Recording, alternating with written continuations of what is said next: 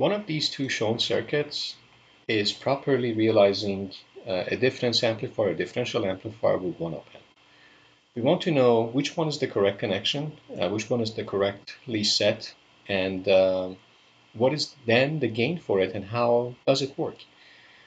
I'm going to walk through an intuitive way of knowing in which one of these two circuits the negative feedback is properly placed.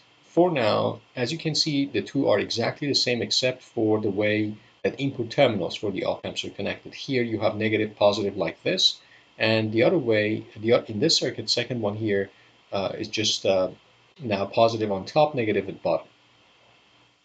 So the placement is switched. I'm going to tell you why this one is the correct one here. On the left side is the right connection to make sure that negative feedback is in the system, and therefore op-amp is operating in linear region of operation, and we can assume the virtual short to be there for the two input terminals. For this one, it doesn't work. This is a positive feedback scenario, and therefore op-amp will go to saturation. So I'll talk about it, but let's for now focus on this one, which, as I said, is properly setting up the negative feedback with the right terminal connection. So what happens is, when you look at this one, because we are making the assumption that op-amp is ideal with input impedance infinite, and it's properly connected so that the negative feedback is there, therefore the virtual short is there, meaning that the voltage for negative terminal at input should be equal to the voltage at positive terminal. So let's name that as Vx. Which should be the same for both input terminals. So Vx and also Vx here. The interesting observation is if you have this Vin, there's a current flowing this way. And that current goes through this resistor as well, which let's say it's current I. And since nothing can go through the input terminal of op-amp like this because it has infinite impedance, that same current I should flow to the R2, through the R2, and to get to the output port. That same current again also flowing through this resistor R2 as well, because again no current flows here because input impedance for positive terminal is also infinite. So you can see there's effectively a loop here that current is flowing from the ground and then goes back to output of the op-amp. So one nice thing we can write is a little KVL here. Because Vx is here and Vx is here, effectively you have a loop like this. You have a loop plus minus Vn, and then you have a resistor R1, and you have another resistor R1, and effectively they are connected to a same voltage Vx, which we don't care. And there's a current I flowing like this. So what I can say for this circuit is Vn is equal to 2 times R1I. So from this guy, I conclude that I is simply 1 over 2R1 Vn. Okay, so let's name this equation 1. Great. What can I do then? This Vx now easy to find because that I is flowing through R2. So naturally I can say that Vx is simply R2 0 minus R2 times I. So it's just as simple as negative R2 divided by 2R1. I'm just multiplying this whole thing, which is I, by negative R2 times Vn. That's Vx. Okay, so let's keep that equation 2. Now, the only last thing I need to do is just simply write a little voltage drop here. So Vx minus voltage drop across R2 gives me Vout. So I can write Vout is equal to Vx minus R2 times I. And therefore, one last step I need to do is I can just write then Vout, substituting for I here from equation 2. So using equation 2, V out is negative R2 divided by, sorry, yeah, I'm substituting for Vx, correct. Divided by 2R1 times Vn,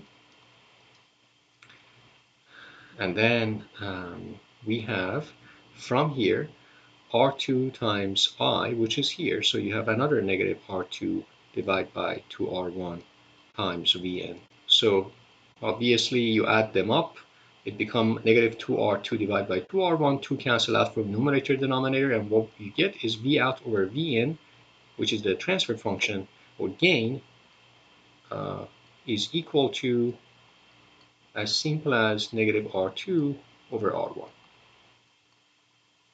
Great. So we found what we needed for this circuit. Very nice.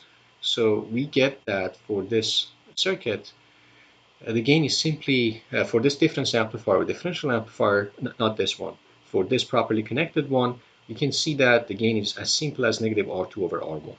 And that's very helpful. Okay, so that we know the gain. Now, for instance, let me just go back to now intuitively say why this one is not properly connected.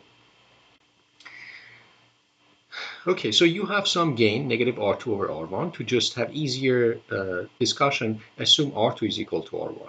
So R2 equal to R1, the gain of the circuit is negative 1. So let's say you have minus 5. Let's say you have 5 volt here. Since the gain is negative 1, it becomes V out equal to negative 5. So you have 5 volt voltage here as a difference voltage between the two input ports.